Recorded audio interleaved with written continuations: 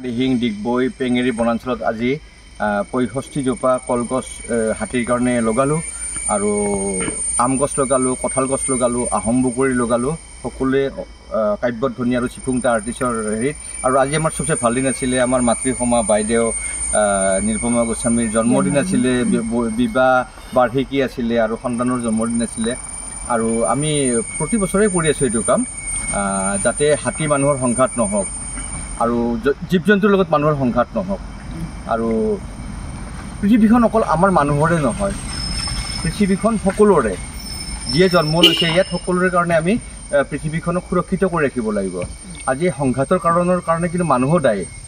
কিন্তু আজি এটা বিশেষ দিনত আমি ইয়াতে গছপুলি ৰুলোঁ, চব ভাল লাগিলে। এটা হাতী আহিছিলে, আমাক খেদি পেলাই গুচি গ'ল আমাৰ ভাল কাম দেখি। হাতী ইমান জ্ঞানী জীৱ হয়নে?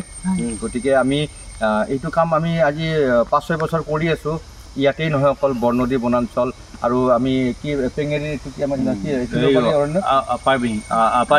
আপাৰ দিহিং আৰু যে আমি পৰৱৰ্তী কৰিম যে এইখন কি হ'ব আমাৰ তৰাণীত কৰিম আমি।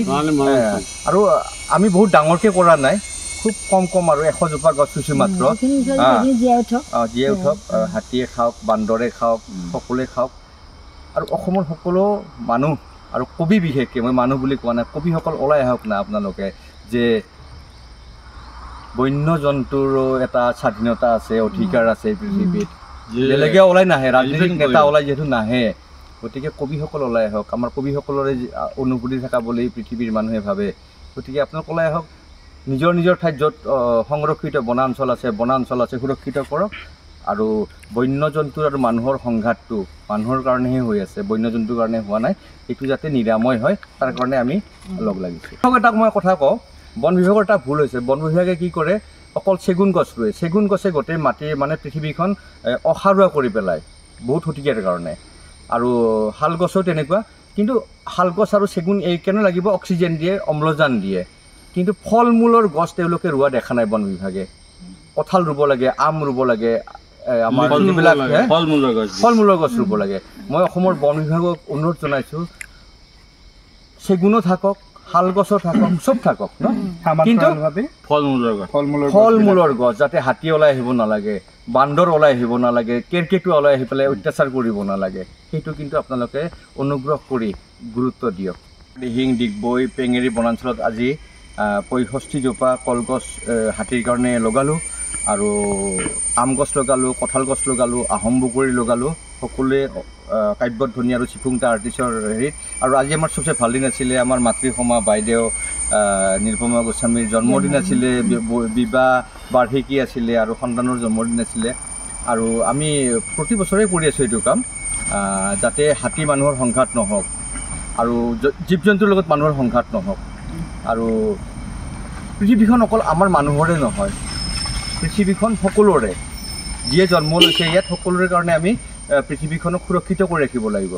আজি সংঘাতৰ কাৰণৰ কাৰণে কিন্তু মানুহো দায়ী। কিন্তু আজি এটা বিশেষ দিনত আমি ইয়াতে গছপুলি ৰুলোঁ, চব ভাল লাগিলে। এটা হাতী আহিছিলে, আমাক খেদি পেলাই গুচি গ'ল আমাৰ ভাল কাম দেখি। হাতী ইমান জ্ঞানী জীৱ হয়নে? গতিকে আমি এইটো কাম আমি আজি ৫-৬ বছৰ কৰি আছোঁ। ইয়াতেই নহয়, অকল বৰনদী বনাঞ্চল আৰু আমি কি পেঙেৰি আপাৰ দিহিং আৰু যে আমি পৰৱৰ্তী কৰিম যে এইখন কি হ'ব আমাৰ তৰাণীত কৰিম আমি। আৰু আমি বহুত ডাঙৰকৈ কৰা নাই, খুব কম আৰু ১০০ জোপা গছ ৰুইছোঁ মাত্ৰ। জীয়াই উঠক, হাতীয়ে খাওক, বান্দৰে খাওক, সকলোৱে খাওক। আৰু অসমৰ সকলো মানুহ আৰু কবি, বিশেষকৈ মই মানুহ বুলি কোৱা নাই, কবিসকল ওলাই আহক না আপোনালোকে, যে বন্য জন্তুৰো এটা স্বাধীনতা আছে, অধিকাৰ আছে পৃথিৱীত। বেলেগে ওলাই নাহে, ৰাজনৈতিক নেতা ওলাই যিহেতু নাহে, গতিকে কবিসকল ওলাই আহক। আমাৰ কবিসকলৰে অনুভূতি থকা বুলি পৃথিৱীৰ মানুহে ভাবে। গতিকে আপোনালোক ওলাই আহক, নিজৰ নিজৰ ঠাইত য'ত সংৰক্ষিত বনাঞ্চল আছে সুৰক্ষিত কৰক। আৰু বন্য জন্তু আৰু মানুহৰ সংঘাতটো মানুহৰ কাৰণেহে হৈ আছে, বন্য জন্তুৰ কাৰণে হোৱা নাই।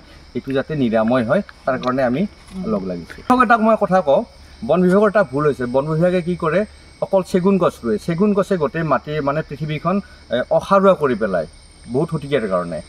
আৰু শাল গছো তেনেকুৱা। কিন্তু শাল গছ আৰু চেগুন এই কেনে লাগিব, অক্সিজেন দিয়ে, অম্লজান দিয়ে। কিন্তু ফল মূলৰ গছ তেওঁলোকে ৰোৱা দেখা নাই বন বিভাগে। কঁঠাল ৰুব লাগে, আম ৰুব লাগে, আমাৰ লিচু ৰুব যিবিলাক লাগে, ফল-মূলৰ গছ। ফল-মূলৰ গছ ৰুব লাগে। মই অসমৰ বন বিভাগক অনুৰোধ জনাইছোঁ, চেগুনো থাকক, শাল গছো থাকক, চব থাকক ন, কিন্তু ফল-মূলৰ গছ। ফল-মূলৰ গছ, যাতে হাতী ওলাই আহিব নালাগে, বান্দৰ ওলাই আহিব নালাগে, কেৰ্কেটুৱা ওলাই আহি পেলাই অত্যাচাৰ কৰিব নালাগে, সেইটো কিন্তু আপোনালোকে অনুগ্ৰহ কৰি গুৰুত্ব দিয়ক।